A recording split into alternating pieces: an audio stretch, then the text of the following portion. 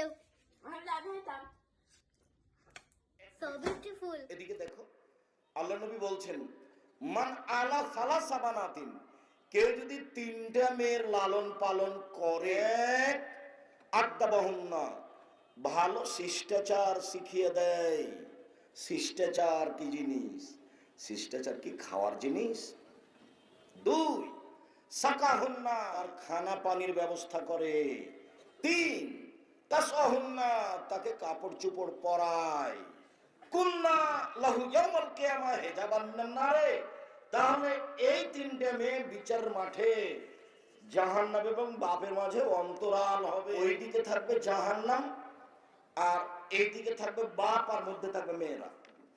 মেয়েরা বলবে আমার বাপকে আগে জান্নাতে দেন, তারপরে কথা। মেয়েরা কোথায় আছে? মাঝখানে। আমি এই কথা বলিনি, এই কথা মুহাম্মদ সাল্লাল্লাহু আলাইহি ওয়াসাল্লাম বলেছেন। তার 1 নম্বরে কথা আছে, ওই বাপ মেয়েকে শিষ্টাচার শিখিয়ে দিয়েছে। শিষ্টাচার কি জিনিস গো? শিষ্টাচার কি খাওয়ার জিনিস নাকি? শিষ্টাচার কি জিনিস?